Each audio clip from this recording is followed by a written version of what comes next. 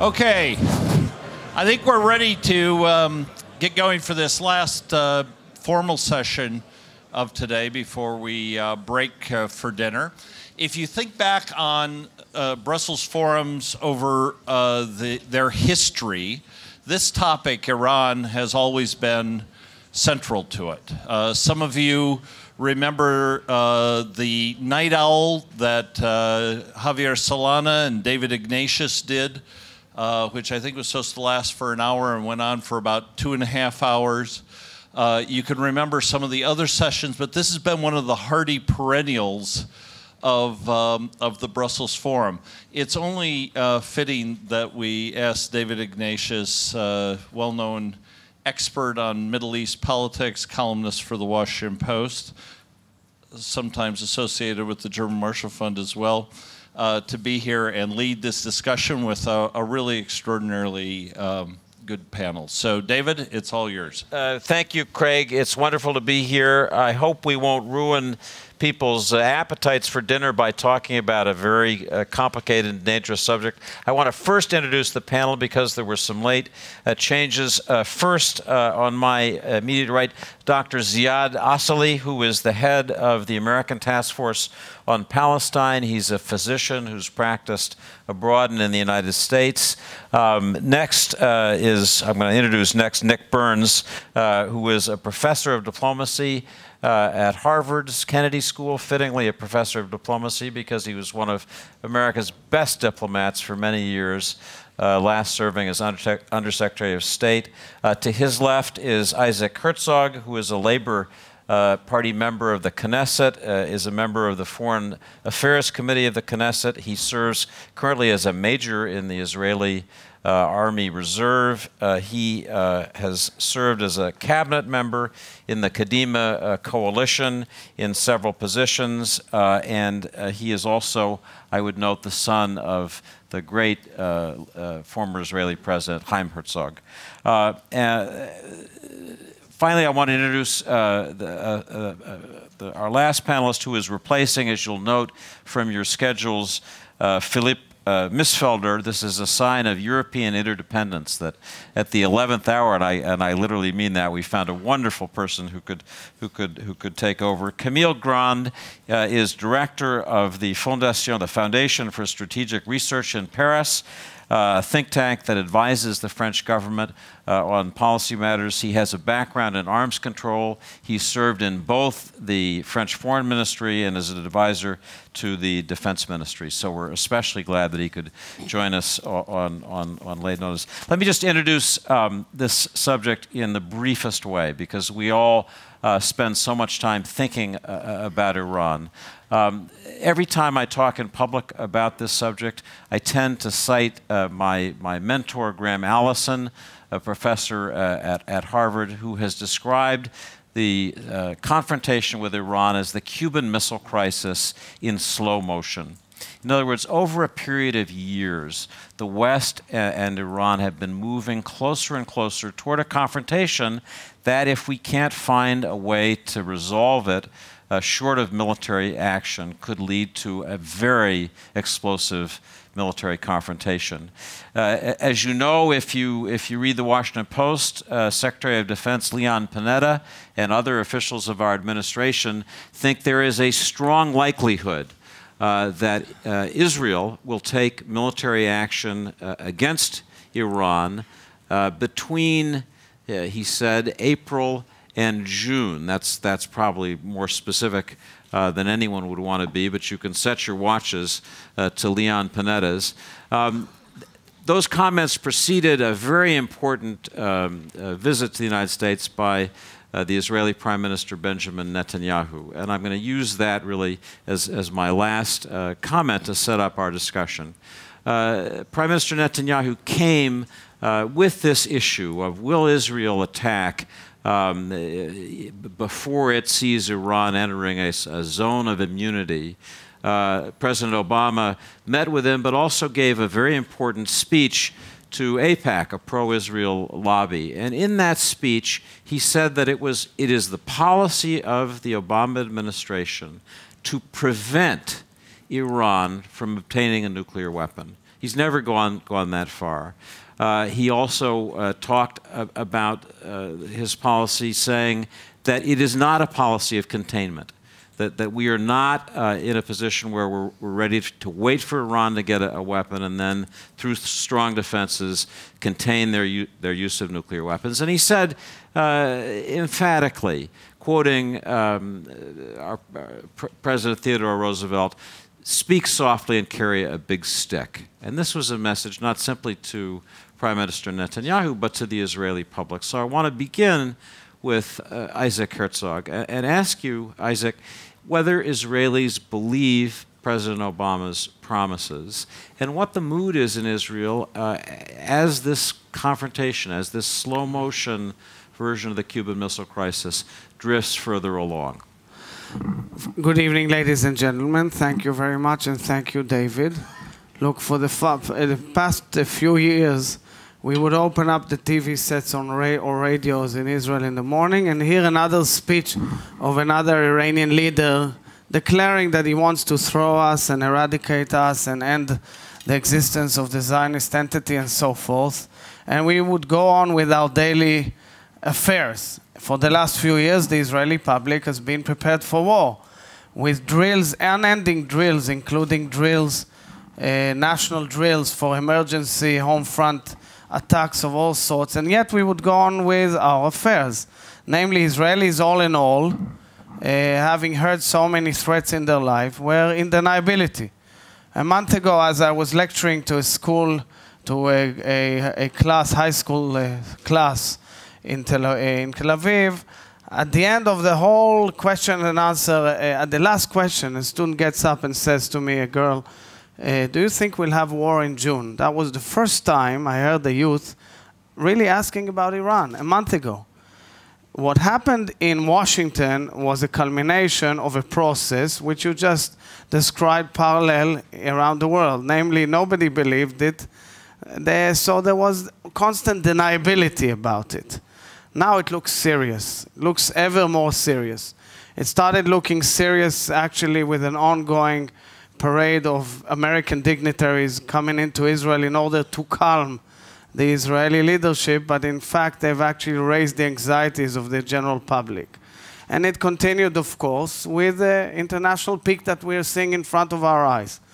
And there comes the question, are we alone in this, or are we not alone? And I think that following the summit in Washington, Israelis understand more and more that it is really seriously a problem of the international leadership as such, and not only an Israeli problem. You see it in the polls. Recent polls show that the Israeli public would support an attack, but they outright don't support an attack if it's not with the blessing and coordination of the United States.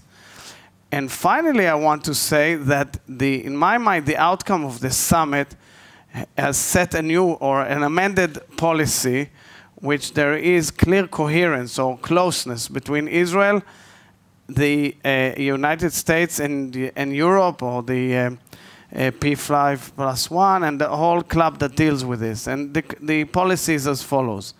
No containment. That was clearly a very important declaration by the president, which the Israeli public wants to see it in order to believe it. 2, all options are on the table.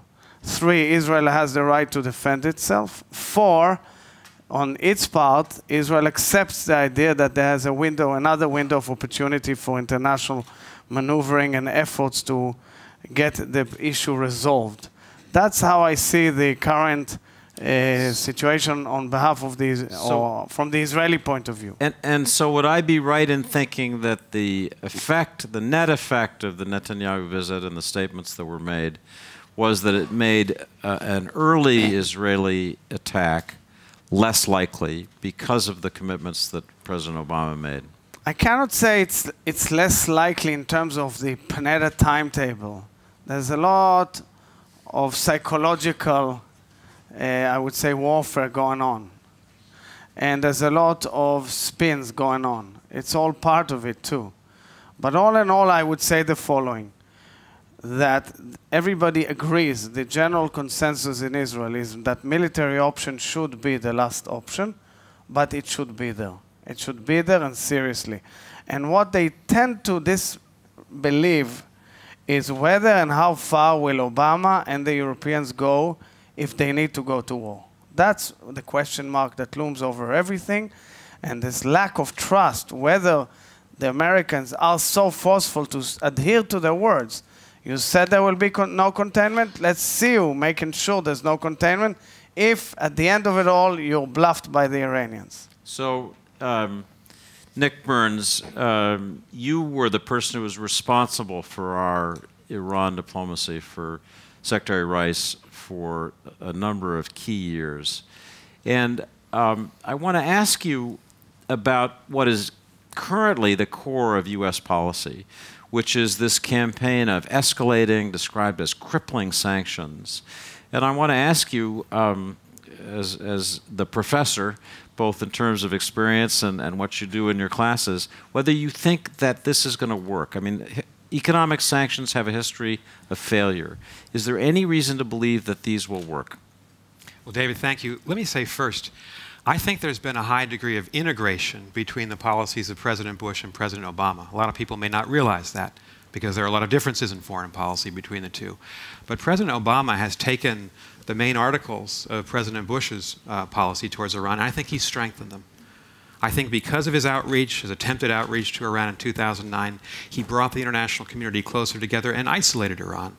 And particularly in the comments that you've referred to that the President made to the AIPAC conference 3 weeks ago and his interviews that week, he re-centered American policy in a very tough and very clear way. He, in effect, positioned us closer to Israel in all the ways that both of you have discussed. No containment. We'll prevent Iran from becoming a nuclear power. We have Israel's back. But he made another very important statement that week, and I thought it was even a passionate statement on his part. He said, we have to believe in diplomacy first. There's a time to use force, perhaps, if all else fails. But we haven't tried diplomacy. I mean, think of it this way. We haven't had, the United States, a single sustained conversation with the Iranian leadership on any issue since the Jimmy Carter administration. Each administration has had a brief, episodic, desultory meeting in Vienna or Geneva that's ended in a day or two. And so the fact that we might go to war with a country that we do not know, we don't understand its leadership, we have no idea what their bottom line might be, if a deal is even possible, is very disturbing. And I think the President has a lot of support in the country that we ought to be at the negotiating table, and we hope that, the administration hopes that talks will start next week. Sanctions is just a part of it, and the object of sanctions, I think the Bush administration believed and the Obama administration believes, is just to get Iran to the negotiating table. If sanctions fail, if China and Russia and India don't step up to join what the South Koreans and Japanese, the Europeans are doing, that I think increases the likelihood of war. So the pressure is really on China, Russia, and India to make sanctions universal. isolate Iran and get them to the negotiating table? I want to look at the current instance of diplomacy, Camille, which is the Iranian response to Catherine Ashton, the EU chief diplomat, who had sent Iran a letter proposing negotiations and laying out some questions she wanted answers to. The Iranians are now said to have replied positively, but I'd be interested in your evaluation and what you sense is the evaluation of the French ministries as to how seriously we should take this. Is this a play for time by Iran, as many people think, or do you see this as the possibility of the beginning of a real diplomatic opening? Well, past experience don't speak for Iran. We've had experiences of resuming talks and realizing that the Iranians were coming with no agenda for even serious talks. So it is very difficult to assess where they are sitting at this particular juncture. And Lady Ashton, who's negotiating on behalf of the EU 3+3 or P5+1, depending on you prefer to call them, nevertheless maintains the sort of dual track policy of tightening sanctions, but having this open-end attitude towards negotiation. So the key issue here is whether the sanctions have started producing enough effects on the Iranian economy, on the Iranian leadership, so that they actually have opened a debate within the regime on trying to, that negotiation might be a better path, and that they might, that the alternative to the non-negotiating path is worse. But we should bear in mind that while these talks might resume, enrichment continues, other sensitive activities continues, missile testing continues, and construction work of underground facilities continue. So we are in a very, the time, we have two races at the same time of whether a negotiation can succeed, and we should all hope for that. And at the same time, we see Iran crossing thresholds after one another, and us being in trouble with that. Let me just turn back to Nick for a minute, because this is the kind of moment that you know well from your time at the State Department. What's your assessment, Nick, of whether this Iranian response is for real? And how do you think the P5+1 should test it? What's the right agenda for this little window of negotiation that we appear to have? One of the problems that all of us have, but particularly the United States, is that we don't have a good sense of the thinking of the Iranian leadership. It's not a monolithic political culture. In fact, it's a highly divided polity in Tehran. What does the supreme leader intend to do? Is he trying to achieve a nuclear weapons capacity, but will stop short of actually constructing a nuclear capability, a nuclear device? Does he believe that there's a deal that can be made short of war that they can live with? In the Bush years, President Putin actually, on behalf of the P5+1, offered that we would help them construct a civil nuclear regime. We would control the enrichment process. They wouldn't do that. Strict international guidelines. The Iranians turned that down. So I think that what you should look for, if negotiations start, a degree of clarity and seriousness on the part of those Iranians representing not Ahmadinejad, the supreme leader. That will be apparent, I think, in the first couple of days or perhaps a week. But we've got an obligation and a self-interest here, too. My sense is that these talks will be protracted. They'll take months, if not years. We've got to believe in the capacity of diplomacy to find a way forward, exhaust it before we turn to war. There'll be calls in my country, for sure, within a couple of weeks, if talks have not succeeded, that the president's failed, and we should then turn back to war, and that would be a serious mistake. Welcome to the 2012 campaign. Exactly. I mean, you could already hear them. Ziad, let me turn to you and ask you about a wild card in this situation, and that is the revolt that's taking place and is being brutally suppressed in Syria, which is Iran's only Arab ally and arguably is the key strategic point of leverage here. I'd like to ask you your thoughts about how that plays into the Iran situation, and also what you're hearing and sense about Arab public opinion as they watch this big drama play out. Well, as you said, Syria has been a strategic ally of Iran for a long time, and more recently, under Bashar, it has become a junior strategic partner. But it has offered Iran an ideal mix of hard power and soft power, where it cooperated fully on security arrangements between Syria and Iran, and as a proxy for Iran with the other security sub-agents in Lebanon, like Hezbollah, or with Hamas, when it worked with them closely, and Jihad Islami, which is a wholly owned subsidiary of Iran. All of these have depended heavily on the relation with Syria. So it would lose tremendously if Iran would lose tremendously if it loses such an asset. Another thing is the Arab Spring. Iran tried to spin the Arab Spring as something that's quite compatible with its long-term anti-Western and resistance move. It called it Islamic awakening, not Arab Spring.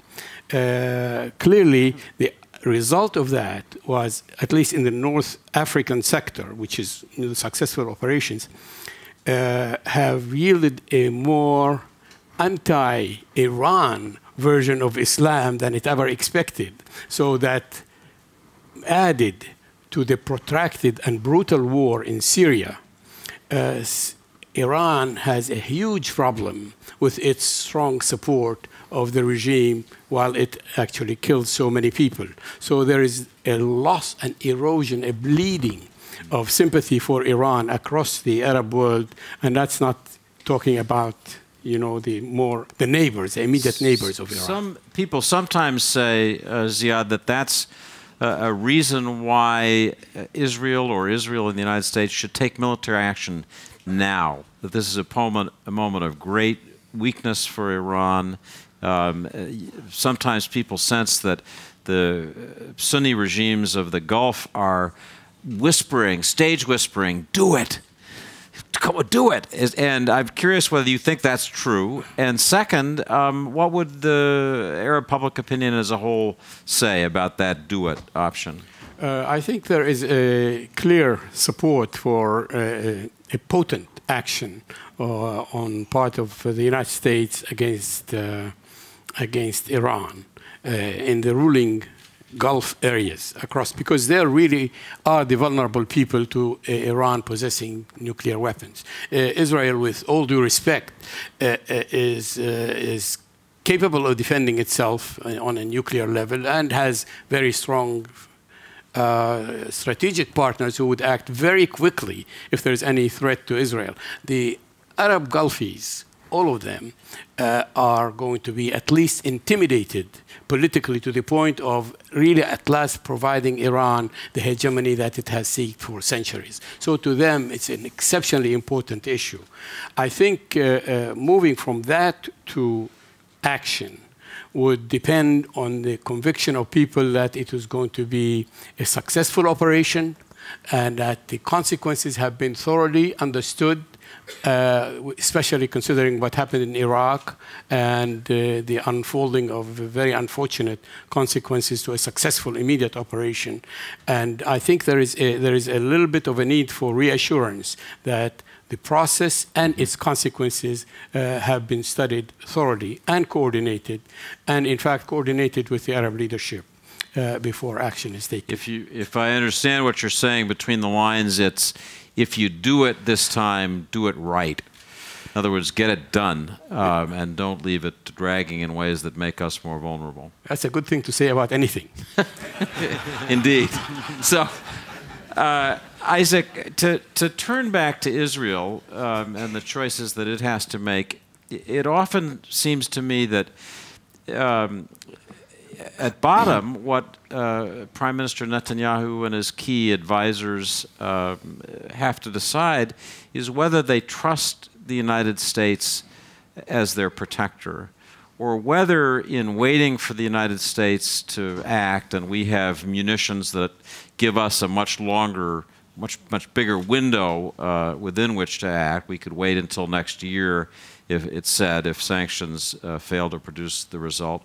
or whether Israel feels that that process of depending on another power, even its best friend, the United States, is a mistake, that Israel has to show that it's prepared to defend itself. And I'm curious how you evaluate those two pulls on the Israeli public.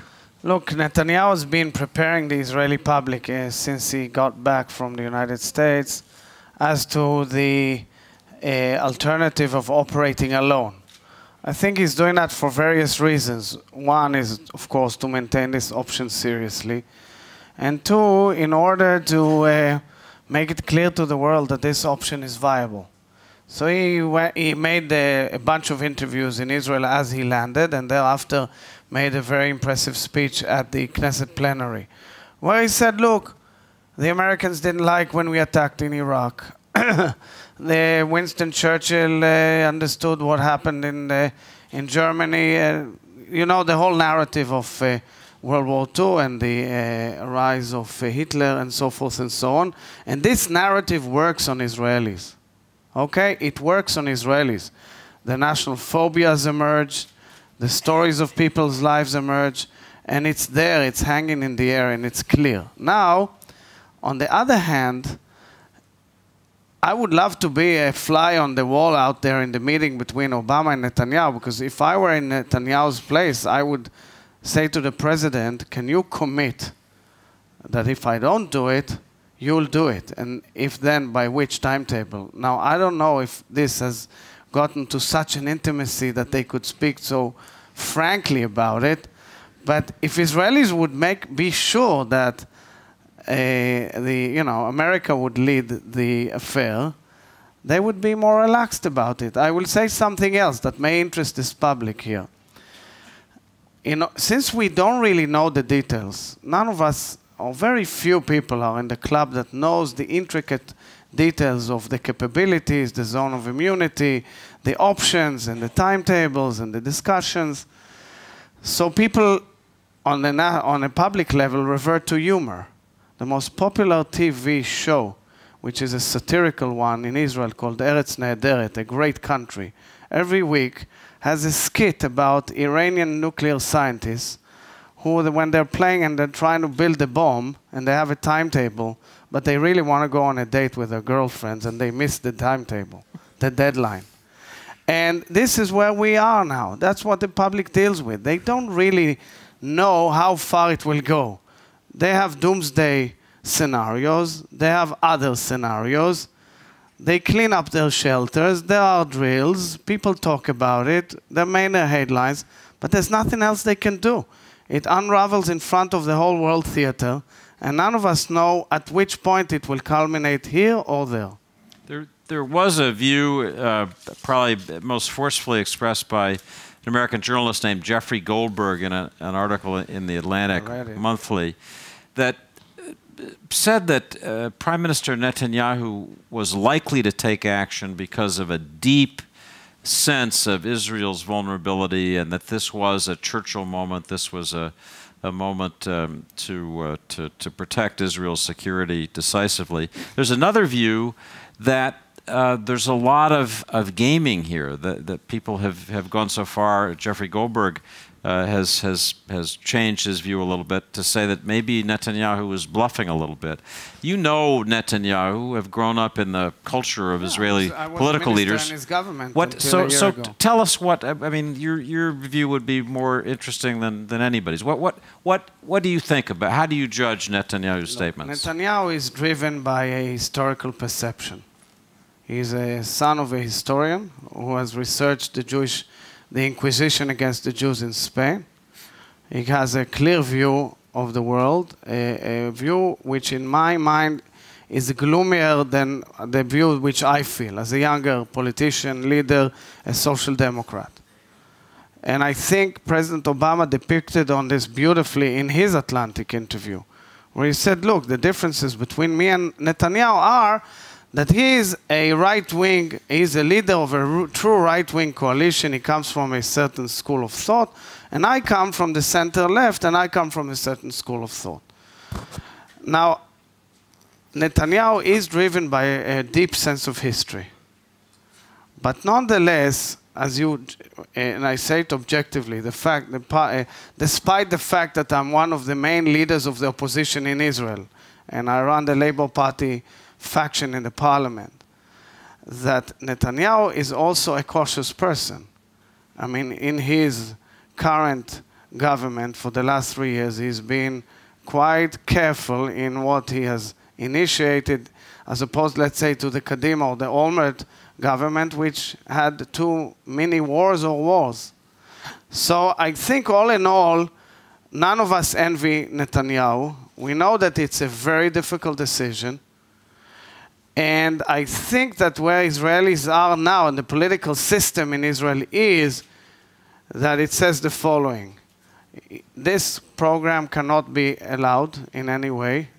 If need be, we will all unite together, but give a chance to another venue to take its place, to take its space, and see where the outcome will lead us in the next coming months. And that's what was said by Netanyahu this week in Parliament.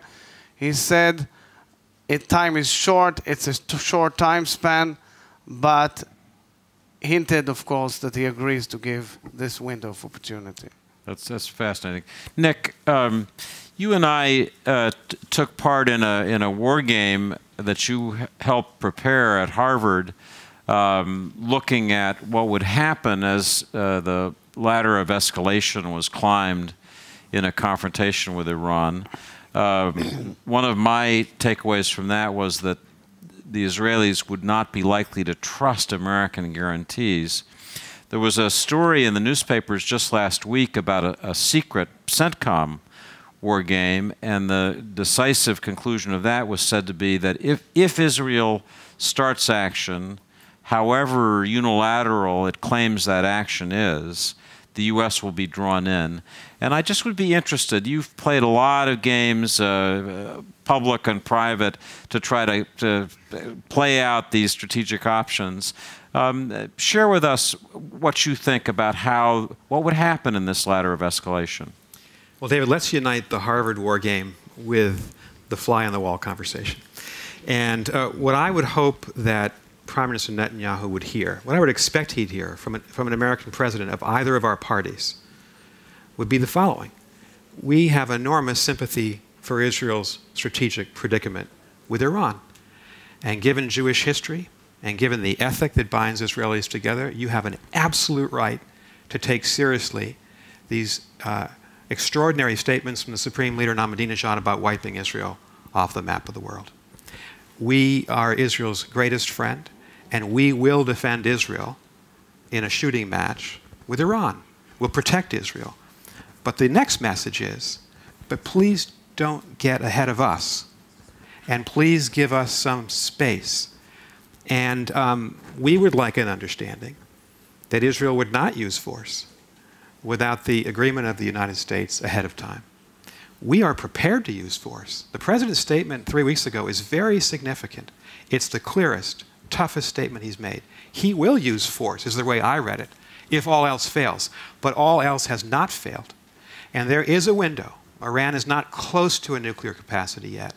And so let's threaten, let's sanction, let's be tough-minded, let's be prepared to use force, but let's at least explore, and it may not work, the possibility that there may be a way, working with Russia, China, and the European countries, to coerce Iran to stop short of a nuclear weapons capacity in some kind of diplomatic arrangement that may take 6 to 12 months to work out.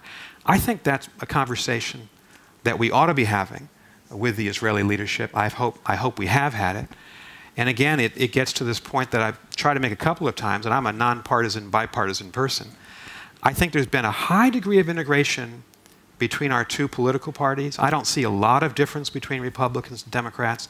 And I think President Obama has very skillfully isolated the Iranians. Why would Israel want to interrupt that right now? It would be a great mistake. I thought I heard Isaac saying that Prime Minister Netanyahu heard the message and is giving a little bit more time than he might have been willing to earlier. Let me turn to Camille and ask the question that I think often goes unasked, which is, Okay, so we're on this course for crippling sanctions, and they're pretty tough. Here in Belgium, there's the well-known clearinghouse for payments known as SWIFT, which is now implementing an absolute ban on money transfers by Iranian financial institutions and those facilitating their commerce. It's a very serious move.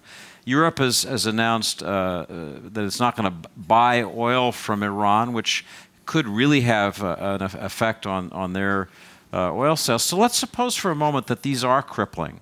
Countries that are crippled sometimes lash out. Like, you know, we think of animals that are wounded. They don't just take the punishment. That and so curious, as a strategic analyst running a think tank, have you done any thinking about what this crippled Iran might do, and how do we then respond to that?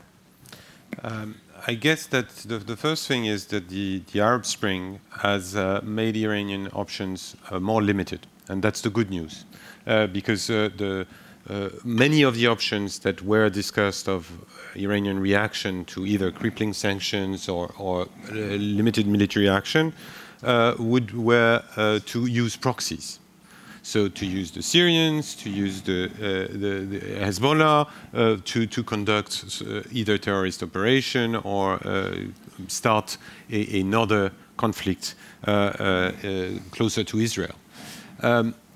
I believe that with the current sanctions regime, the good thing is that it drives their economy, it drives their financial means as well. Therefore, also their ability to do things. They've started doing certain things that they were not doing in the past as covert actions and resulting to terrorist attacks on Israeli citizens abroad and things like that as a sort of response to the ongoing covert war. But having said that, I think their options are fairly limited because, I mean, if they don't want a conflict, the worst thing they can do, and it was quite telling that the threats on the Straits of Hormuz that were expressed were very quickly withdrawn because they know that would justify a military action on them very quickly. And that's probably the single one thing that CENTCOM has been planning for. So I don't think they have that many options. You know, the effect on the oil market has already taken place. And in fact, if you look at the trends, it could improve in the next few months when the Saudi production increases. So in a way, one could say that the Iranian response and the bad effects of the sanctions on oil production have already been absorbed in many ways by the increase in the oil price. So I don't think they have that many options for doing that. So of course there is a risk of a race forward, the sort of fuite en avant, and that's my main concern, is that those in the regime that see a conflict with the West or with Israel as good news in terms of preserving the regime, which would be a very cynical and absurd approach from my perspective, but nevertheless there might be some in this regime that could see the benefits of entering into a more open conflict to sort of bring together the Iranian nations around them when we know that they are not supported by the Iranian people.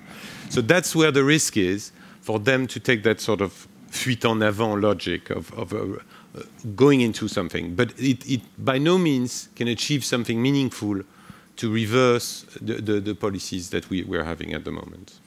I'm going to ask a last quick question from me for Ziad, and then I want to turn to the audience for your questions, so please be thinking of them.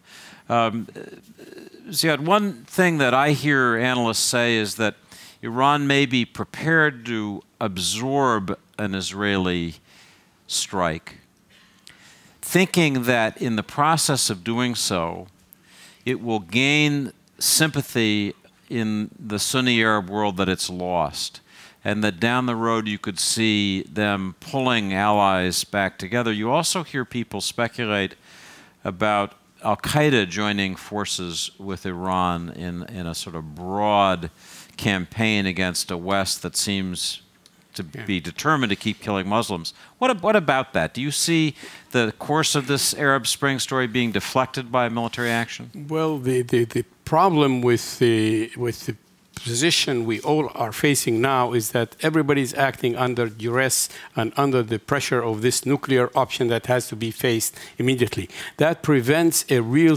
serious strategic dialogue about the future of the Middle East, about the future of the regime in Iran, which should be the target of affection of everybody.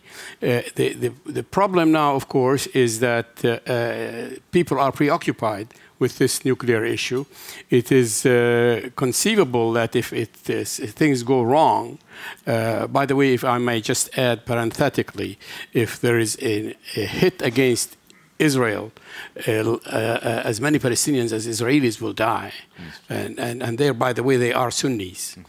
So that deepens the divide that everybody is now talking about, this fault line. I think there is every need to explore the options that are available before action is taken, because of the consequences that could, in fact, rebound initially, at least, to the advantage of the mullahs, while in the long run, I see no compatibility of the regime that Iran offers to the kind of vision that the Arab Spring is about. It's about freedom from oppression and freedom from want, and more accountable government. That is nowhere near Iran. That's well said. So I'm going to turn to the audience. I saw Madam Yu, and then Charles, and then I'm going to go over here to Anton and Harlan. So yes, please. Thank you. My name is Marietje Schaak. I'm a member of the European Parliament, where I sit on the Iran delegation, among other things, and we talk to Iranians from the government, but also people, various people in Iran. And I thought that was missing a little bit from this panel. And last week, President Obama, at the occasion of the Iranian New Year, reached out directly to the people in Iran in his Nowruz message. And he also spoke about lifting sanctions on software and technology that would enable opening up the world through technology to the Iranian people, and perhaps facilitate direct communication with people in the rest of the world. And I believe this is more than just public or digital diplomacy. And I wanted to ask about your take on the strategic interest of focusing on the human rights of the Iranian people, because they will be fundamental to a new Iran in a sustainable way, with or without the immediate military interests. Sorry, so we should wrap this up. We've got a lot of questions. So the question is human rights in Iran. How will it not be a zero-sum game? Who would like to respond to that? Ziad? I think this is crucial. I think the whole question of human rights across the Middle East has not opened up seriously. And the opportunities that were presented by the Arab Spring are yet to be explored on this level, and that would include Iran and the Gulf and everywhere else. If people are interested in a serious stability in the Middle East in the future, such issues cannot be dealt with. We will have, as was told this afternoon earlier, we will have change of politicians without change of policy. Now, what is needed is a new level of interaction where the very concept of democracy is writ large across the Middle East in other terms. It is the consent of the governed. Local ways to provide consent of the governed, along with protecting the very basic things: freedom from want, freedom from oppression. If this is not going to be on the agenda for the future of the Middle East, you will have wars, and war manufacturing companies will make more money. Camille, a brief thought. One quick thought. I think we indeed very much need to engage the Iranian people. Two thoughts on this. The crackdown on the Green Revolution was not as nasty as the Syrian crackdown, but it was not pretty at all. And we should never forget that the Iranian people are the first victims of this regime. And the second thing is that part of that is also from an EU perspective. I think there should be, as President Obama did, messages as well to the Iranian people, so that they understand that they are not part of the problem seen from the Europeans as well. Isaac. Just a short comment to point out that the new network, the webs and so forth, have made a huge influence on the contact between peoples. The big story in Israel where I left today was a web page by a couple of young architects who made a web page called Iranians, We Love You. and the response from Iran was humongous. And that shows you that way beyond leaders, there is a new development, a new era of connectivity between human beings. However, right now, at this given moment, it does not influence the peak of, where the leaders take the decisions. And Nick? If negotiations occur, some will say, perhaps on the American side, or commenting on the American side, we can't raise human rights because we've got to focus on the nuclear issue. We have to raise human rights. I completely agree with my colleagues here. We need to keep the pressure on the Iranian regime to, in essence, help to protect the Iranian people. That's an interesting consensus. We have so many questions. I'm going to call on several in sequence, starting with Anton LaGuardia, and then Harlan Ullman, and then Trudy Rubin. Go ahead, Anton, if you can get a microphone. Or bellow. I'll just bellow. Anton LaGuardia from the Columnist. Just 2 points. Firstly, just pick up Ziad's point about Syria and the importance of Syria to Iran. As we wait for this diplomatic phase, should we not be doing more about Syria, about trying to at least end the horrible repression that's taken place there, and indirectly weakening Iran? Secondly, if it comes to military action by Israel, I can't help but sort of have this sort of feeling that this is like a PLO option. The Israelis started and then hoping that the Americans will finish them. I can't help but feel that plainly the US has greater capabilities to deal equipping those to the Iranian nuclear program. And therefore, it just seems highly risky for the Israelis to do it in a less than effective fashion. I'm cautioned that no sound goes out if we don't give you a microphone. So we'll make sure that other questioners get microphones. I'm going to go ahead and take 2 more questions here, and then I'll summarize them for you panelists. But I want to just come back to you. So think about the ones you want to answer. Harlan Ullman. I'm Harlan Ullman. My question is to the panel, but also to you, David.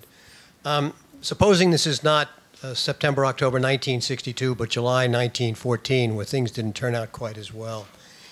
If Prime Minister Netanyahu concludes that the threat is really existential and that military force is the only option, even unilaterally, and also realizing that Israeli capability at best can only delay and not prevent, why would Israel not consider using nuclear weapons if the threat was deemed as absolutely existential? That's haunting. Trudy? Trudy Rubin, the Philadelphia Inquirer. A couple of things quickly. I'd like to hear a little bit more about what you think the consequences of a strike would be. As you know, Mr. Herzog, there's totally different estimates inside Israel. Mayor Dagan, former head of intelligence, saying it would start a regional war that Israel couldn't get out of, whereas Ehud Barak saying there would only be 500 casualties. So do you think it can be calculated? And the other question, Nick, I'd like to ask about negotiations. They're supposed to start next month. How is it possible to do step-by-step negotiations without having to lift some sanctions that will lift the pressure on the regime to keep making the moves that would really justify lifting sanctions? So those are some rich questions. Should we be giving Syria primacy? Anton asked. If the Israelis start it, won't the Americans have to finish it? Anton asked, Harlan talked about the guns of August, so to speak, and Trudy asked about deeper consequences of the strike. Maybe, Isaac, you could start off answering briefly what interests you in that mix. Look, everybody can say whatever he or she believes and feels. I do not know a modern type warfare of this nature in past generations. Okay, in past generations, these things were discussed in closed rooms. If you read, even in recent generation, if you read George W.'s book, his memoirs, he mentions an Israeli operation relating to a Syrian nuclear reactor. None of that was ever out in the open, whether it's true or not. So that's why I think this type of scenario that is unraveling in front of our eyes brings all sorts of opinions. But the truth is, at the end, the leader has to ask himself, and the team that works on it, is it feasible? Is it worth it? What's the likelihood of success? And what happens if it fails? And what happens the next day? And are we in line? Is there an exit strategy? These are huge questions that can be discussed for days on end. And therefore, whatever we say, we don't really know if this will be the outcome of these deliberations and the power game that is unraveling in front of our eyes. A few things that are clear, at least from an Israeli perspective. Don't trust the Supreme Leader Khamenei when he says Iran doesn't want a nuclear weapon, period. Don't trust him. Don't buy this. Of course, everybody wants to be moderate and everybody would love to end this, but don't believe it. That's one. Secondly, none of us here know the real answers technically.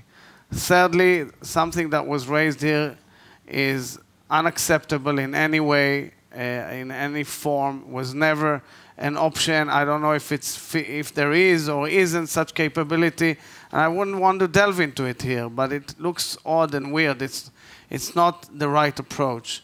The right approach is whether, since it's an international interest, and it's an interest, vital security interest of the United States, as President Obama said, and a vital security interest of Europe, as was said by European leaders, whether they are willing to take the lead in an action if they have to do it.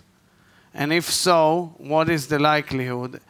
And therefore, instead of Israel doing, as we say it in Hebrew, doing the job, can others do the job if there is no other alternative? That's the simplest question.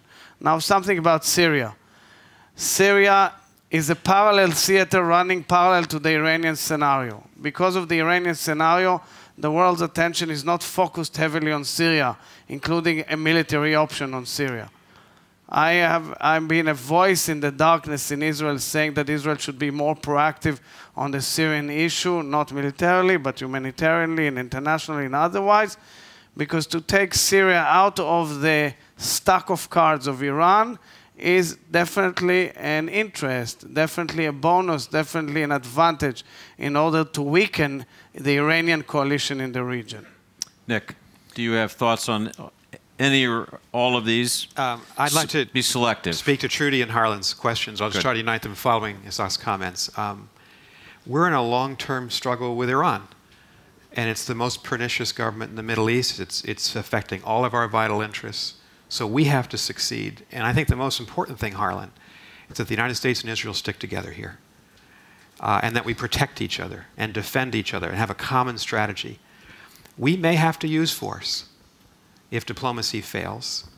It's not at all assured of any kind of success. And if we have to use force, I would think the United States should use force, because we'll have legitimacy of having exhausted, particularly under President Obama, who has great international credibility, the diplomatic option. If it comes to that, I hope it doesn't. But I would say the United States, if it's that critical, we should be the one taking the action. On Trudy's question, this is very, very difficult to think through, the diplomacy. You're going to have to stay at the negotiating table long enough to seriously, incredibly test, is there a bottom line Iranian capacity to make a deal short of a nuclear weapon? But we can't stay too long or so long so that Iran runs out the clock.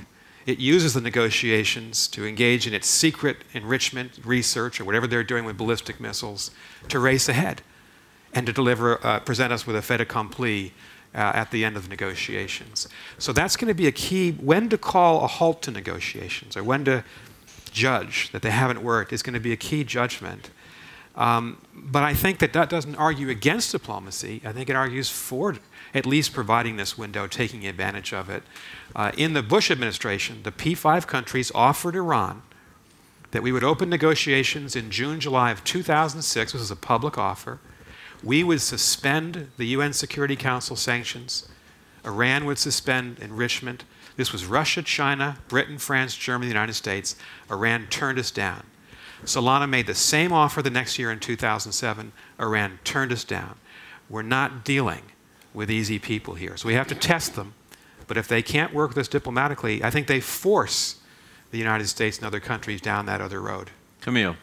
Very quickly on the military option, if we look back at precedents, two things. On the consequences, regional consequences. You think of Al-Kibar, so the reactor facility bombed by whomever in Syria. Interestingly, not even an Arab League communique afterwards. Too many people were happy with that. So think about that. The second thing is, of course, this is very different because there are 27 nuclear facilities that we know of in Iran. We're not talking about a single facility. But the key issue is what you expect from the military option. Whether if you expect delays, and when you look back at the archives of the Israeli cabinet for Iraq, which are now available, the delays expected were 1 to 5 years. So that's a very different way of doing things. And in the US debate, when people say the Israelis cannot do it always, that is true, but they might have a different calculus. Having said all of this, I would certainly prefer that we go for an operation that would not be Israeli-led or Israeli-prompted. I think it would be much better for everyone else, and probably not the US alone as well. But again, give chance to negotiations. Ziad. Well, it's really hard to tell, and I agree that people who make decisions have an extra set of information that we simply cannot have access to, and they have to struggle with this. In short, I think the mullahs are going to have it, in mind, the back of their mind, that India and Afghanistan got away with an international consensus about their nuclear program, and eventually they were incorporated in the international community, and India became a strategic friend of the United States. They have to consider whether that option applies to them also, and they have to think of the Iraq option or the Libyan option, where when Gaddafi is said to have said that he was finished because he gave up on his nuclear option. There has to be a credible way to convince the Iranian leadership that they will have very serious consequences, and it has to be credible. Otherwise, there will have to be serious consequences. Data point, and then I'm going to go to people on this side, and then I'm going to go to people on that side. The data point is that I once asked the former head of the Iraqi nuclear program, a man named Jafar, what effect the Iraq strike had had, and he said, well, that's when we finally got serious about our nuclear program. So Charles Grant, and then these two gentlemen here on the end, and then Congressman Hastings. I have an observation and a question based on a recent trip to Russia. Most people in the Russian strategic community that I met said they think a US attack on Iran is almost certain before the US presidential election. They really hope it happens. They all want it to happen. They think this will greatly weaken US power in the Middle East, and they think it'll push the price of oil up enormously. Now, of course, between Obama and Medvedev, there was a kind of reset for the last 2 years. Part of that was help on Iran, on the UNSC, and the blocking of the sale of the S-300 interceptors to Iran. My feeling is the reset is over now. I don't think Putin wants the reset to continue. Does that matter? And my question is for Mr. Herzog. I mean, Israel has a kind of special relationship with Russia. Can you get Russia to help at all, or is Russia irrelevant in this equation? Yes, if you could bring the microphone down here, please. Yes. Gian Giacomo Migone, University of Torino, Italy. There is a concentration of nuclear powers near Iran. India, Pakistan, Russia, and unofficially Israel. Do you think this is relevant to the whole issue?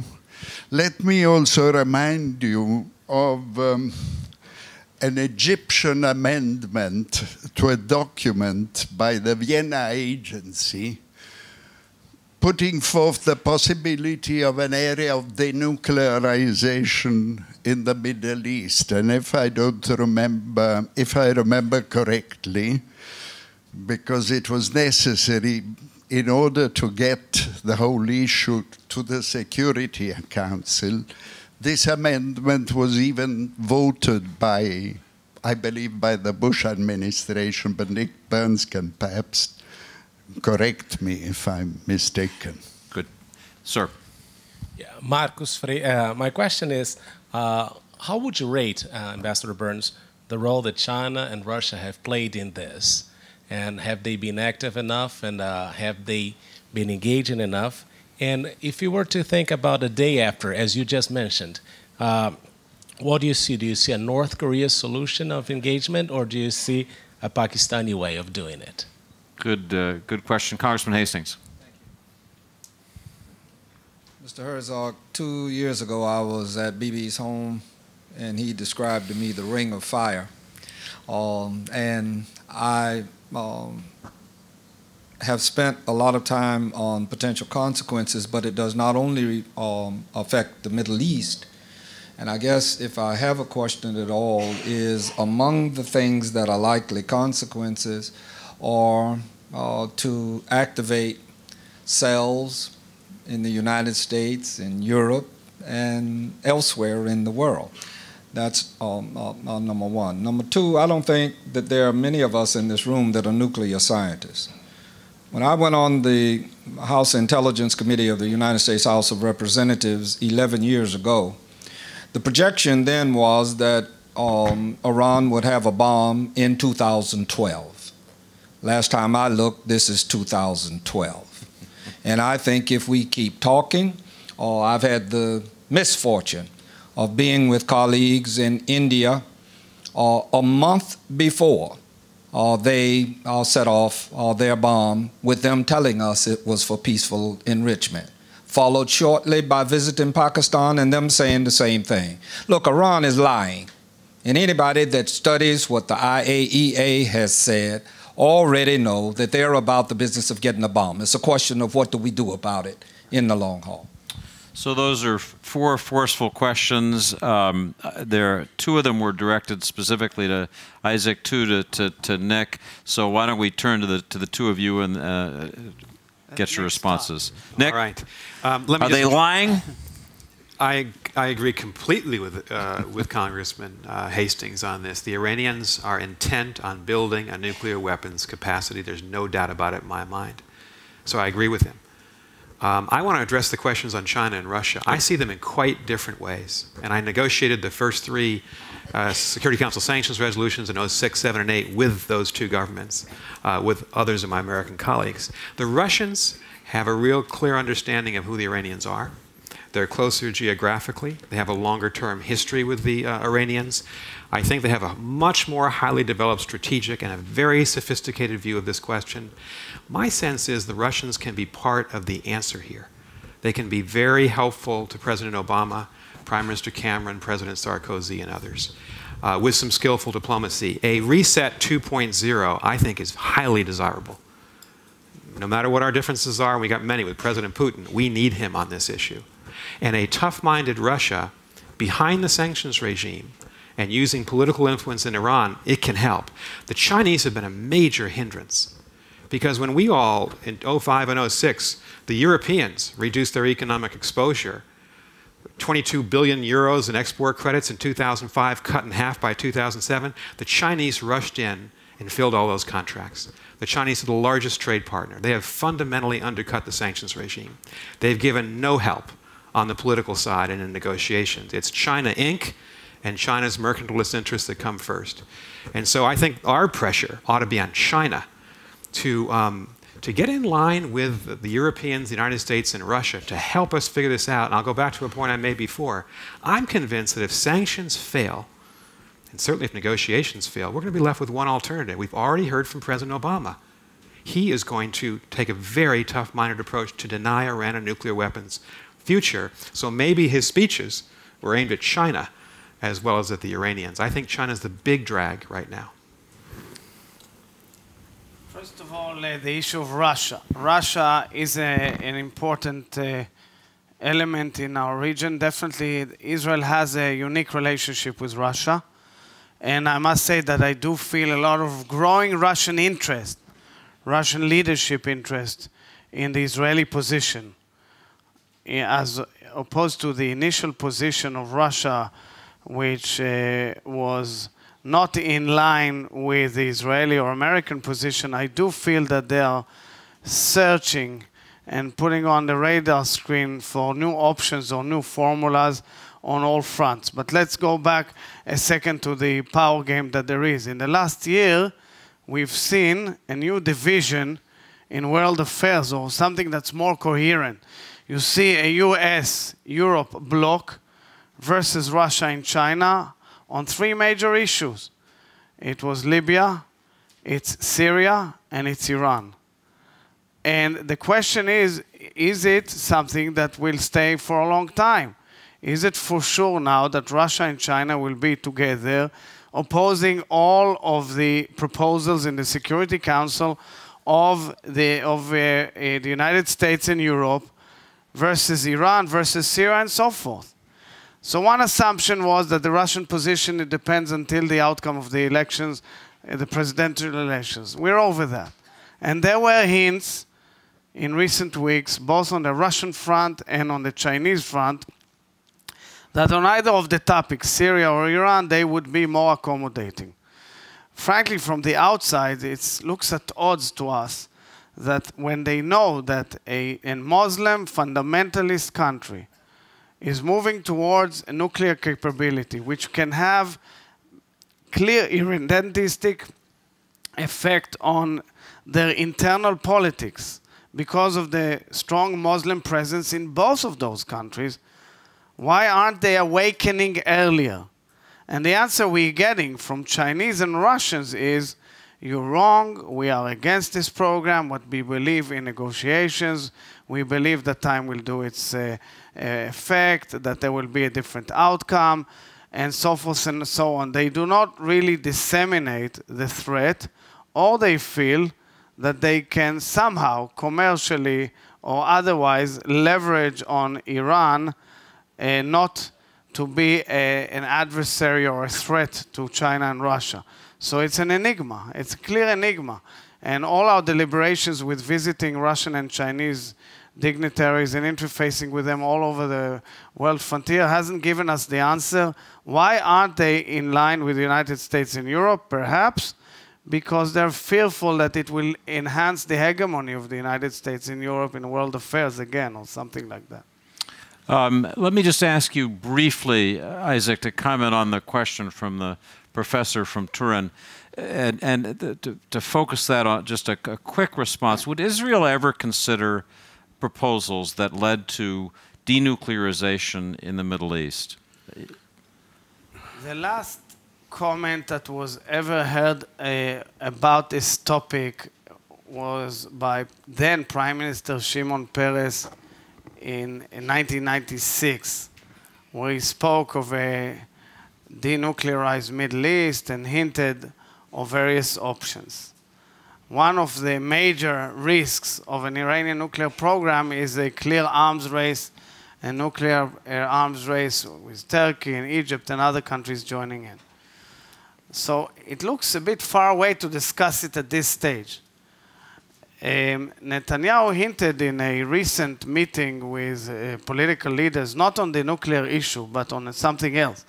He said, when there were missile launching from Gaza on Israel last week, it all starts with Iran. If Iran will change, the region will change. And I can add to it myself. Clearly, it all starts with Iran. If there will be a strategic change on the Iranian frontier, perhaps a new horizon and vistas will open up in the region as well, in other issues. Camille had a brief comment, then I want to go to people on this side of the room. Camille. Just two footnotes. On this issue of a Middle East weapons of mass destruction free zone, which has been in the diplomatic game, even though it's a very long-term prospect. It's interesting to note that every year Israel votes in favor of the resolution in the UN on this, and has a principled position to say that it is negotiable. The second thing is on Russia and China. The important thing also, I agree with Nick that China is playing the complicated game in terms of on the sanctions. On the other hand, Russia delivers China because we've never seen the Chinese vote alone against a round of sanctions. I would just also note, Russia may deliver China, but so also may Saudi Arabia. I think pressure from the Gulf Arab states on China has having some tiny effect. Laura Blumenfeld first in the first row, and then Madam, you in the second row, and then further back there was somebody. There are two gentlemen. Yes, we'll go to you to take those three. Hi, Laura Blumenfeld from the German Marshall Fund. My question is about the presidential election in the United States. I'm wondering how it's influencing the crisis, possibly distorting it, and also specifically the likely outcome in thinking for both President Obama and Prime Minister Netanyahu. How is that working into their thinking? Second row, please. My name is Nikki Zavela. I'm a member of the European Parliament. For those of us that we talk to Iranian officials, we see that there has been a tremendous change in the arrogance they used to have after the sanctions and after whatever happened within the Arab Spring.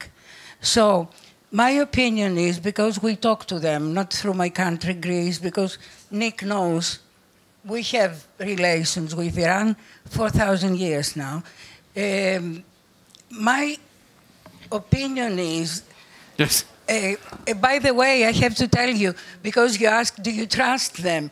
In international business, when a contract is completely unreliable, we call it the Iranian contract. So this means, that diplomacy has a long way to go. But they sign contracts. Finally, they sign contracts, and they may keep them. Now, my opinion is, because I have seen the change, they are very skeptical, Minister Herzog. They are as afraid as you are. Last week, they told me, if there is a war, it will be a war by a mistake.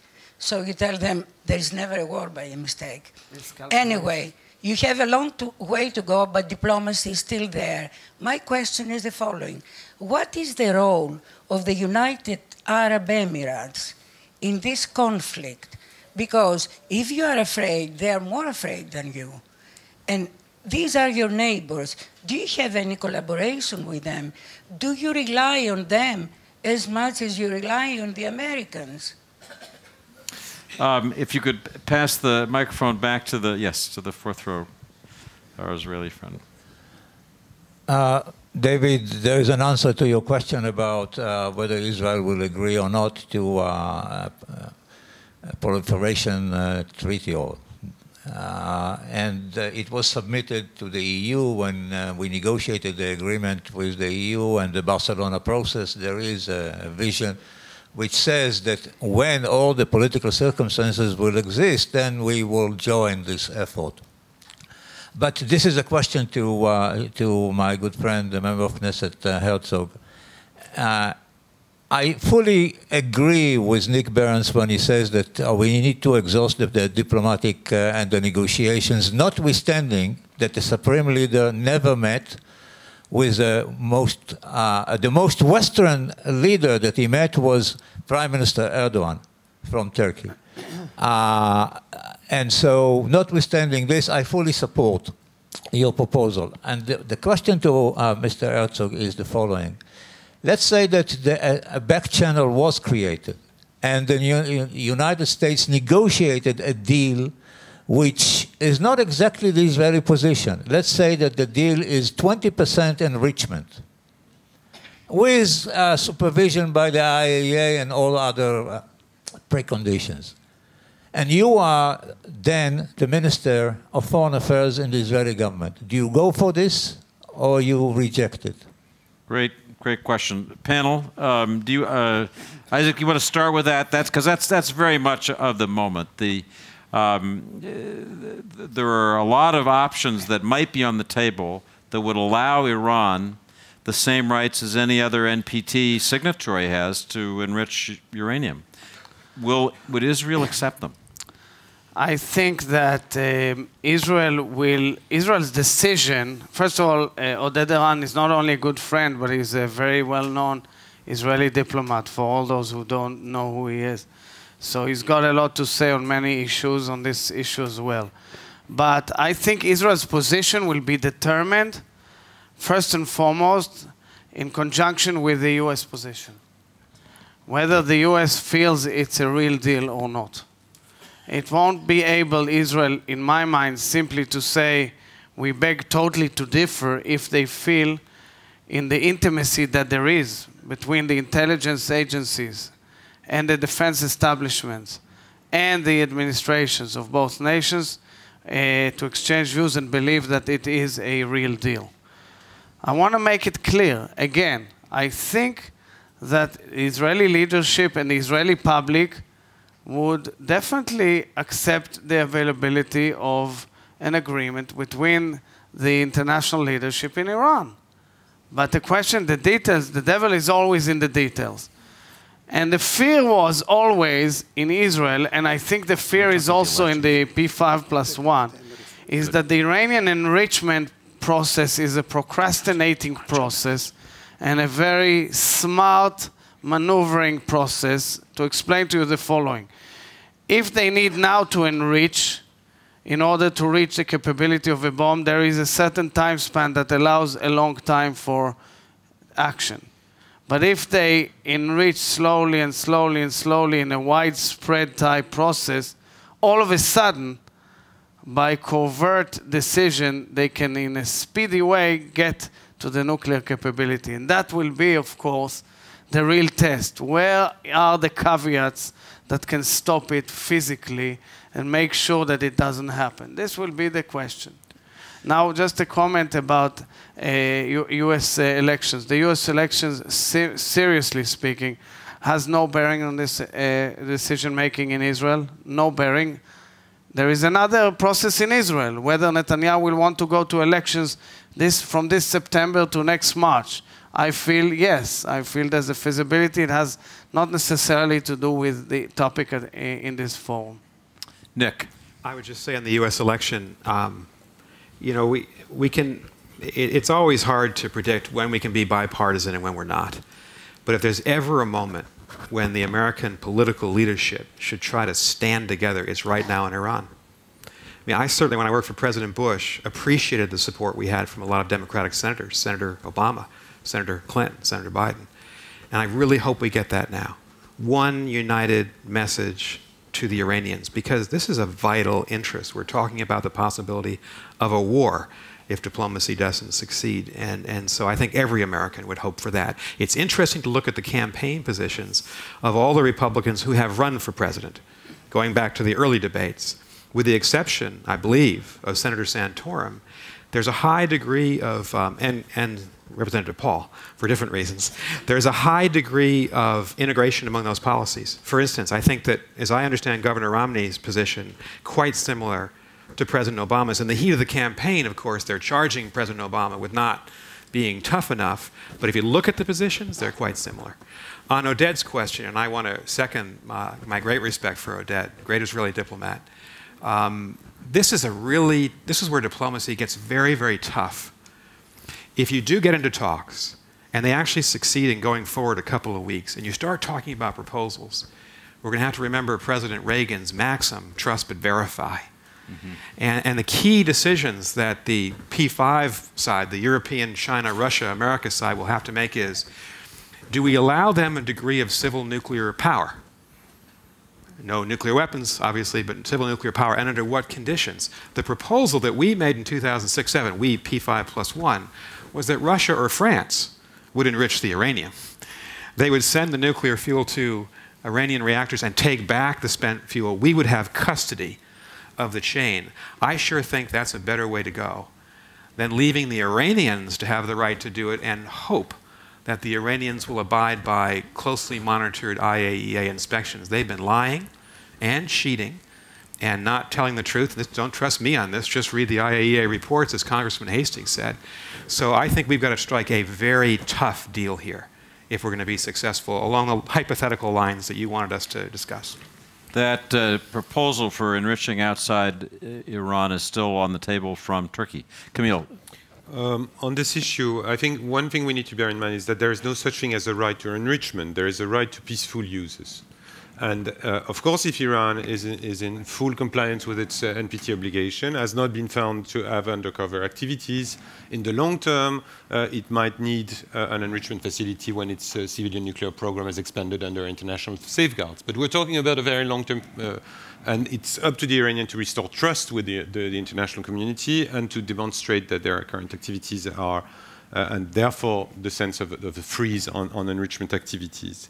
And honestly, when you look at current nuclear activities, it makes no sense to enrich 6 tons of light enriched uranium for research purposes. This is not what you call research. And the same is currently applying to the 20% threshold that they are very quickly trying to cross and to go up to with as much stock of 20% enriched uranium as possible.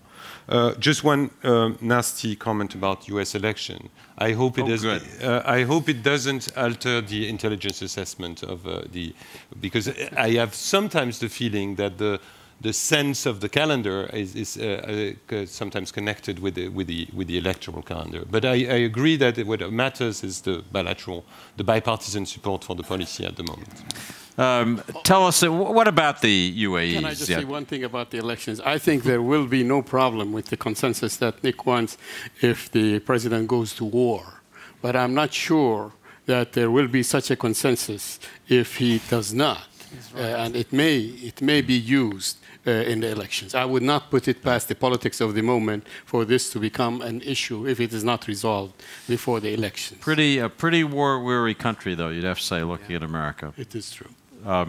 So I'm going to do, and do you want to say a couple words about the UAE? Yes. Well, clearly, I can tell you that the Emirates is not interested in the Iranians getting any nuclear weapons of any kind and considers it truly an existential threat and a threat to its way of life and even empowerment within the country. They are very happy with the commitment that the president made publicly that he will not allow it to happen. And if the last measure would be a physical one, they will not be opposed to it. Camille, did you? Under Ziad's control, one point maybe when we talk about the UAE, there might be slight differences between Abu Dhabi and Dubai. Because Dubai is doing a lot of trade with Iran, including not really illicit trade, when Abu Dhabi is very concerned about the security aspect of the debate. If we get down to bargaining between Abu Dhabi and Dubai, I'll think we've done well. So I'm gonna turn to people who've been patient and also are very good at waving pieces of paper in the back row, starting with you, and then the gentleman all the way. Yes, I see that piece of paper. You, and then there's a gentleman here in the second row, and yes, you, sir, you had your hand up early. So yes, please, madam.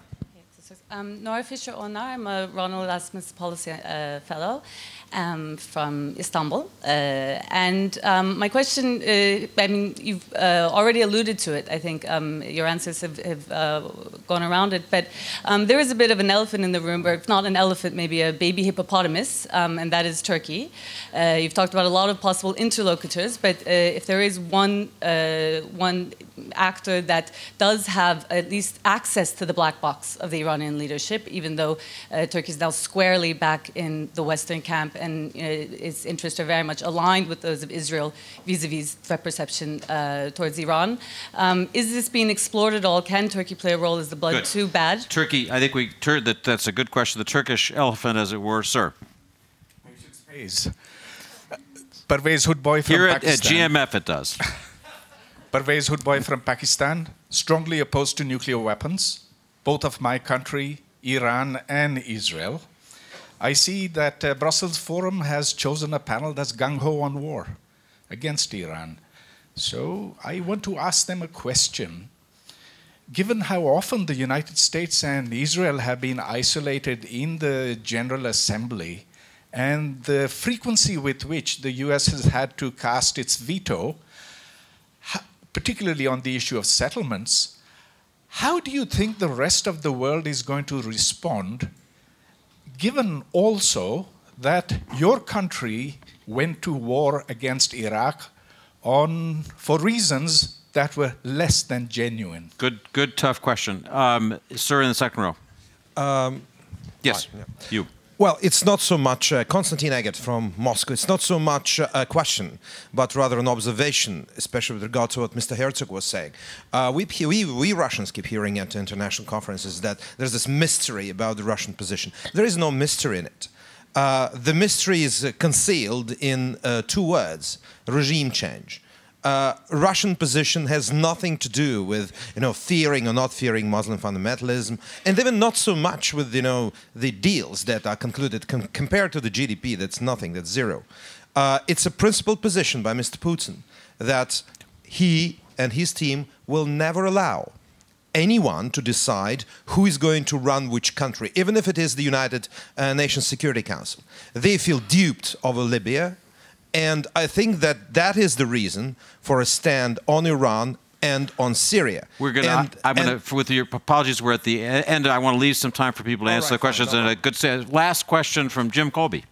Well, thank you very much. My question was something that hasn't been hinted at or touched on here today, and that is the recent fatwa from the Ayatollah, from the supreme leader, against the building of any nuclear weapon. I listened the other day to a discussion in front of a very important policymaker here in the United States by an Iran expert, Iranian himself, no friend of the regime, who said this is religiously, legally binding on every elected official or every official in Iran, and it can't be changed except by the death of the Ayatollah or if they were to go to war itself. I'm wondering, is this just a sham? Is this totally false? We certainly thought past fatwas had something to do with it, and if it's not, is it being factored in? And who, by the way, are we going to be negotiating with?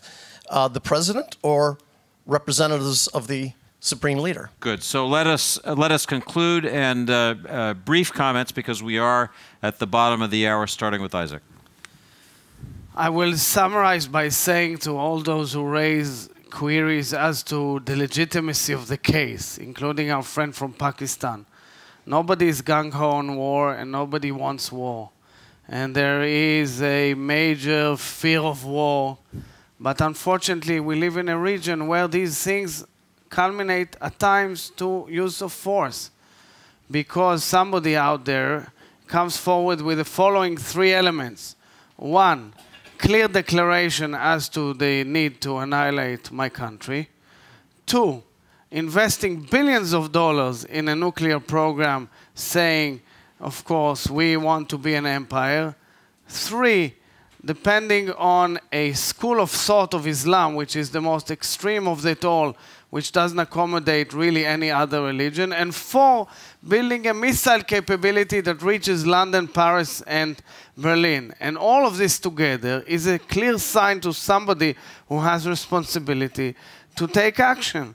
Now, if possible, in the international circumstances of today, to stop it by international means, this is the preferred alternative of everybody, including the Israeli leadership. But if not, we ought to know that there has to have also a possibility of a military option, preferably, again, led by the international community, which understands the risks entailed in an Iranian nuclear program for the future of world peace. Nick, and perhaps you'd want to reference the gentleman's comments specifically about your remarks about Russia. Fine. I just want to say a word about Turkey. I know there was a bad experience 2 years ago between Turkey and the United States over this issue, but Prime Minister Erdogan is a truly gifted leader. His stock is ascending, appreciating in the Middle East. If you have to think about a negotiation, who's going to actually pull the deal together? It may require a mediator between the P5 sitting here and Iran. Turkey, in my mind, is the most likely mediator because of the trust on both sides. We have great trust in Erdogan and the Turkish government. Very skilled government, very skilled foreign minister. So that might be the likely place to go. India is another possibility, although India, unfortunately, has taken this very disappointing decision not to actively reduce its oil imports. We've seen South Korea, Japan, and China reduce their Iranian energy imports in the month of February, and India is not. So I think India is less likely. I would just say in Congressman Colby's very good question, I wish that we could trust the word of the Supreme Leader, but if you look at the last 30 years of U.S.-Iranian relations, they have violated our trust countless times. And I guess I would say they've given us no reason to trust their public statements. And I'm not an expert on Iranian politics, so I would defer to the people you mentioned as to what this means. But my sense is that he has the power, not President Ahmadinejad, who's being sidelined right now. And all I see are some of the events that Congressman Hastings and others have pointed to, and the IAEA report just puts out in public. They're going forward on enrichment. They're racing forward. They're going forward on ballistic missiles. They're giving us every reason to believe that they're racing towards a nuclear capacity. So I can't believe the Iranian government statements or the fatwa. Camille, closing thoughts? Closing thoughts. One issue on Turkey. Turkey there was this issue with the Brazilian-Turkish proposal a couple of years ago that was not, I think, helpful. But now Turkey has played a very important role, has been hosting rounds of talks. This is likely to happen again. And certainly Turkey, I think, can play a very useful role in that process. I think it is also a responsibility of the P5+1 to be more explicit beyond themselves on what are the issues on the table, because sometimes there's really an issue of going into the details with some friends and partners on this issue. One just quick comment on regime change. I think it is no longer in the cards. Nick played an incremental role in sidelining that part of the Bush administration rhetoric in the early days of during the Bush's first term. I really believe that it's not the Iranian policy of any of the countries engaged in that process, even at times at the expenses of the human rights issue that we were discussing earlier. But I think there's now a clear emphasis on that, and the fact that the nuclear fight is the absolute priority, and that we can live with it, and that the regime issue is an issue for the Iranian people. We'll have to wait for Nick's memoirs to know just how he headed off war. But a final comment, Ziad. I just want to take issue with the fact that this panel is gung-ho on the war, and I think that is clearly not the case. What the problem with the timing of this whole issue is that it is stopping a serious dialogue, conversation, negotiations about the larger issues of the Middle East, just exactly at the time when these issues are opened by the Arab uprisings. I think there has to be a deal for war to be avoided. There has to be a deal that essentially buys us all time, like the exchanging the sanctions for the cessation of enrichment, for instance, verifiable, documented, etc. That saves us from that incredible pressure and the destruction and the consequences and the big unknown and the black swans and all these things. But it should also be part of the opening of a serious approach to the Middle East. The Middle East cannot continue being the kind of a disaster that it is without answering the real questions. The issue of nuclear proliferation would have to be on the table. Mubarak was also very active in pushing for that, as well as the new arrangements for people to have societies that are stable and sustainable. So I go to a lot of panel discussions on this subject. I must say I thought that our panelists were really interesting and forthright. So please join me in thanking them.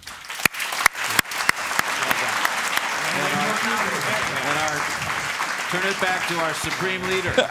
And we're going to first let the panelists get out because they're going to do a press event. We're going to head outside to go downstairs for dinner. You've got an assigned table.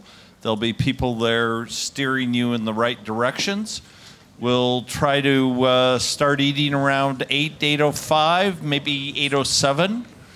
And we'll see you down there.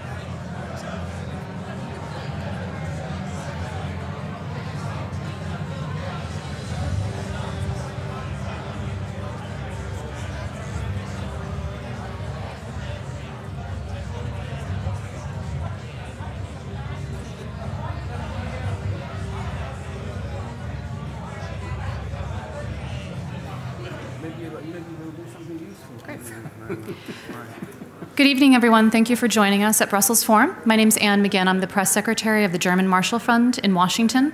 As you can hear from some of the activity in the hall, we are getting close to dinner, so I'm going to get started right away with questions. I want to thank the gentleman from the panel on Iran for joining us this evening.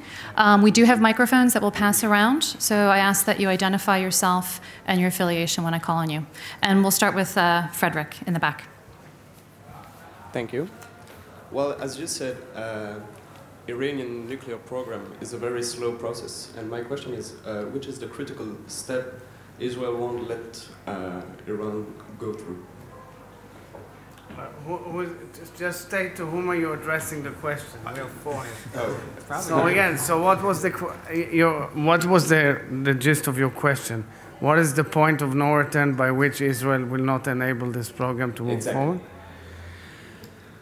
As I've said in the panel, right now there is, I would say, clear guidelines that were basically agreed upon as we see it, and I'm not speaking officially. I'm not an official on behalf of the Israeli government, but the analysis of the summit between President Obama and Prime Minister Netanyahu entails four major elements. One is there will be no containment of an Iranian nuclear capability, military capability. Two, all options are on the table, including military option.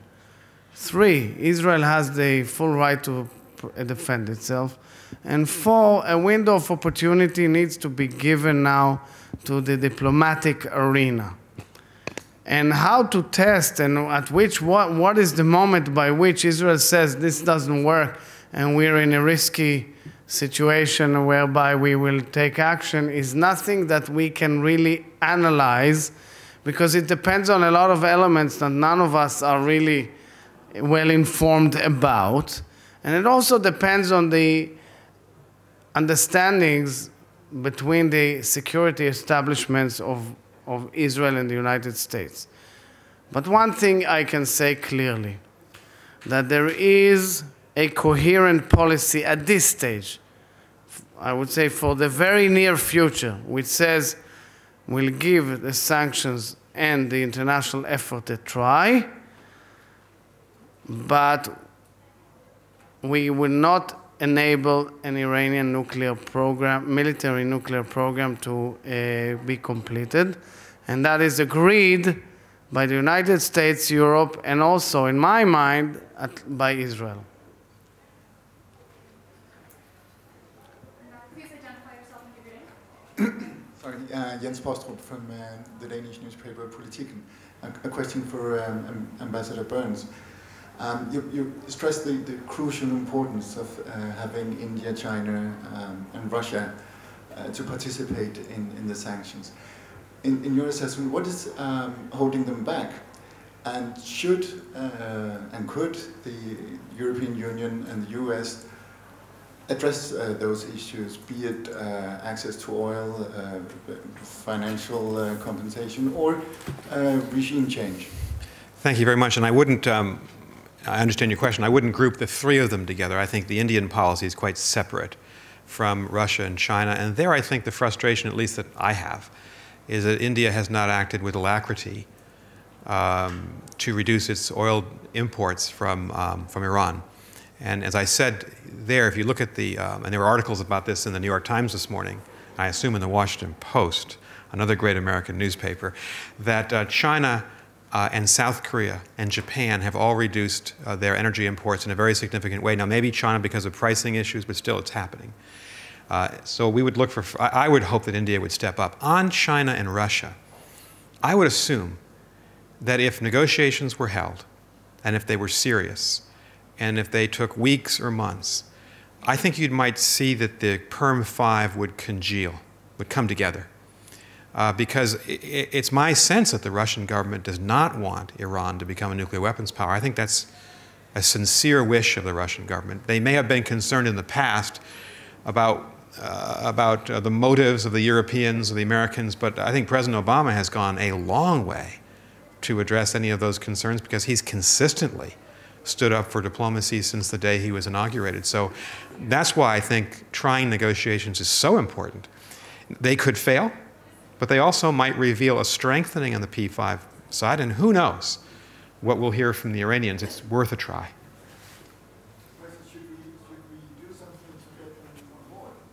The Russians and Chinese? We know they signed up to the Security Council sanctions resolutions. There's 4 of them. They're Chapter 7. Chapter 7 means you must abide by them if you're a UN General Assembly member. So Russia and China must abide. Again, my sense is that Russia has had a far more sophisticated strategy than the Chinese on this issue. And I think China is the single greatest impediment right now in trying to establish a united international front of pressure. And again, the reason for sanctions is simple and direct: to coerce, force Iran, persuade them to go to the negotiating table. This is part of diplomacy, the sanctions, not part of a war strategy. And if China would realize that, if they would support the sanctions, that's the best way to ensure a non-military solution, in my judgment, to this conflict. We'll go down the road. Next, please identify yourself. Thank you. My name is Ralf Bosen from Deutsche Welle, international broadcaster from Germany. I want to address my question to Mr. Herzog. You said don't trust the Iranians when they say they don't want to have a bomb. Sure.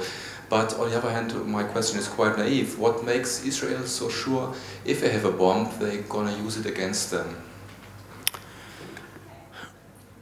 We have read the speeches of the Supreme Leader and of President Ahmadinejad, where he says, of course, that Israel needs to be wiped off the map, where he denies the Holocaust, where he spreads terror all over the world constantly, including in very strange type attacks on the Saudi embassy in Washington, the events that we've had recently in Bangkok, and attacks on Israeli diplomats in Bombay and so forth and so on, or in Delhi, sorry, and couple it with a clear ideology, a school of thought, that is the school of thought which is the predominant school of thought in the Iranian leadership, which is a very extreme streak of Islam which doesn't accept really any other religion. Couple it with an investment of billions of dollars in an Iranian nuclear program whereby Iran is one of the biggest suppliers of a source of energy to the world, and in a way doesn't really need it when its economic situation is not doing well at all. Couple it with a ballistic missile capability, which one asks himself why, and understanding the innate concept of an Iranian empire, and therefore I don't say that the moment they have a bomb they will send it on Israel. But it clearly is what one would term existential threat.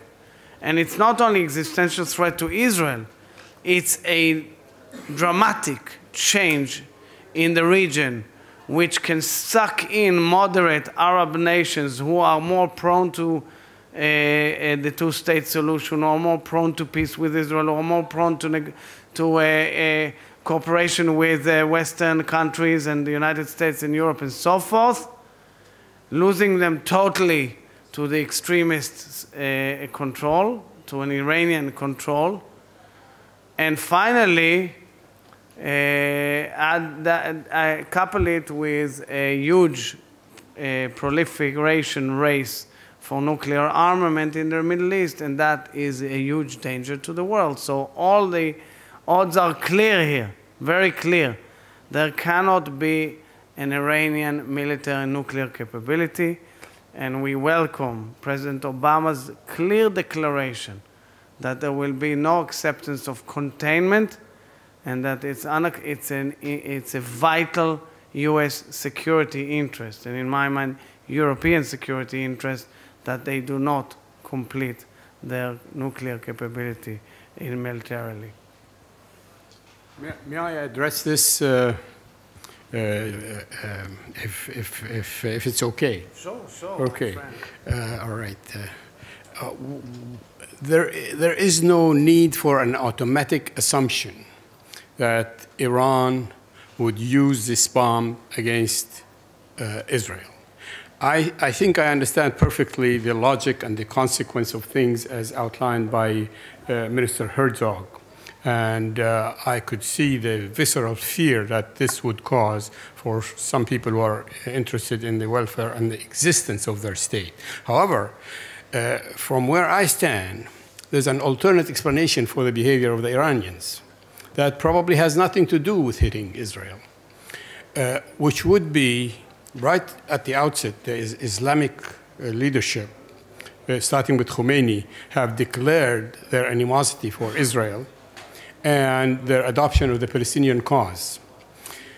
It could fit in logically with their strategic views of their future in the Middle East and the role they play in the Middle East as a potential hegemon, which is what the Shah and others have failed to do, to create tremendous soft power immediately, instantly, to speak to the hearts and the minds of the Arab people who are not Shiites about Palestine and Israel. And I would say that they have gotten a lot of mileage out of that. And they continue to get that up till the last year and a half. And they still have the Palestine card to play. It probably more to their mind, it's a Palestine card, and it is for regional control. It's something to think about, so not to assume automatically. The other thing that I would say is that a lot of Palestinians would die if Iran uses that. Ambassador Burns mentioned, Lawrence Norman of Dow Jones and Wall Street Journal. Ambassador Burns mentioned two numbers that a lot of people are talking about. He said 6 to 12 months. I don't know if that was definitive, but you said talks, let's see where they go in 6 to 12 months. I wondered if that is the definitive, acceptable time period in your mind, and I'm very interested to know if Mr. Herzog and the others would agree. And very briefly, since we are in Brussels, what do you need from Europe in this process? The important thing to know about me is that I do not speak for the U.S. government, and I retired from the State Department 4 years ago, next month. So those remarks are mine, they're private. I'm a private citizen. I think there's time, and that 6 to 12 months was just a guess, but my sense is that there's more time than that there's no need for a military strike in 2012 by anybody. And if we open this diplomatic window, we've got to have the patience to stick with it. I mean, think how long it took Mandela and de Klerk to negotiate an end to apartheid, 4 years. It may take a while. Now, as I said before, we also can't let them run out the clock.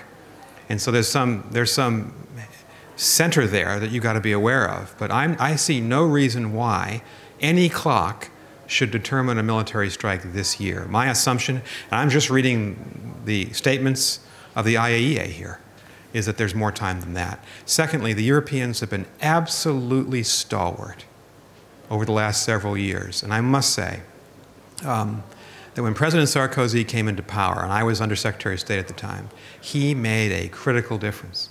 His tough-minded attitude on this problem really strengthened the United States and the EU3 as we negotiated with the Russians and Chinese on the sanctions resolutions.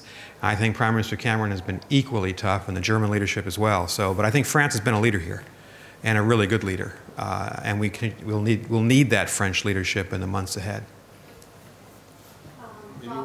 If you allow one comment on the issue of the calendar, just a comment for the understanding. Experts are often criticized because there are intelligence estimates being leaked years ago, or comments saying 2012, and now it's been pushed further and so on.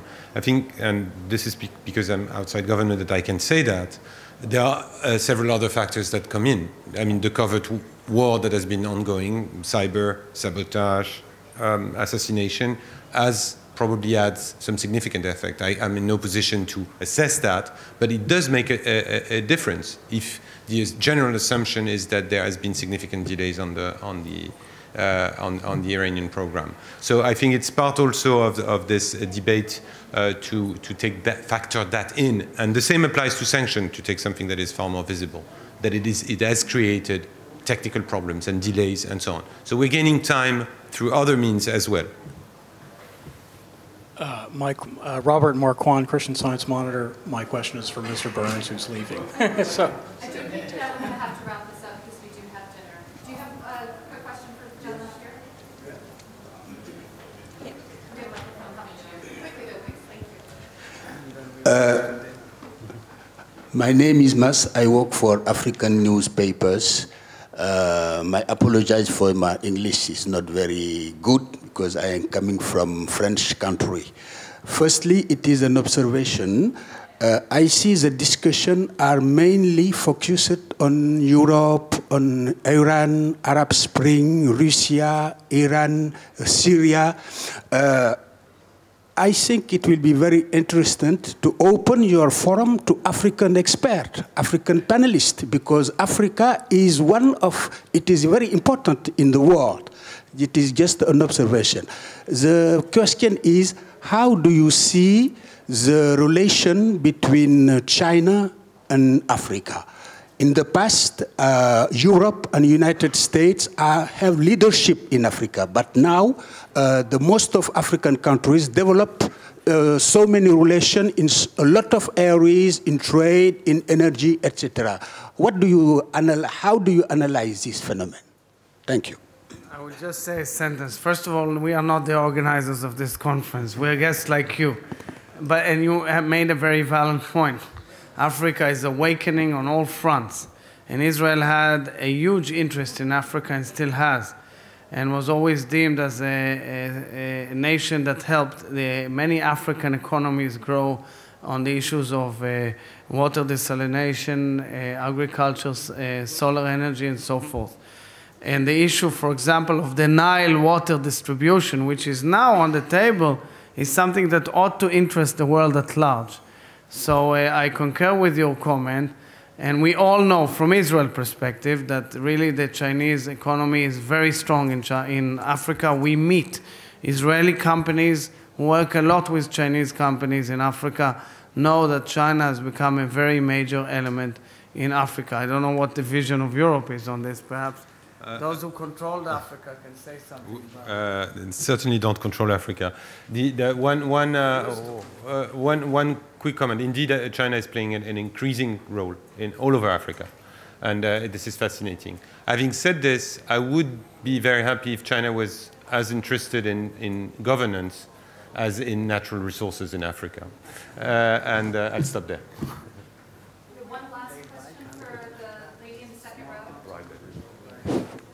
Anna Videnska from the EU Reporter. I have two short questions. First, about the Kazakhstan initiative to create a nuclear fuel bank to engage Iran, how you would estimate it. And the second, that Georgia has already for 1 year free visa regime with Iran. So what kind of influence do you think has this measure? So that's all. On Kazakhstan, on the other matter, we can discuss it in details, but I'm not really an expert on that. On Kazakhstan, I mean, it's one of those initiatives that make sense, that prove that multinational fuel banks can offer a solution, and that if Iran is not at ease with their fuel being recycled in France because they don't trust the French, there are other options that are on the table and that could probably be on more neutral ground and could satisfy them. So I think these examples or options should really be there when we go into the nitty-gritty of the debate, if we ever get there, and I certainly hope we will. Thank you so much, ladies and gentlemen. Thank you. So where's dinner, sir?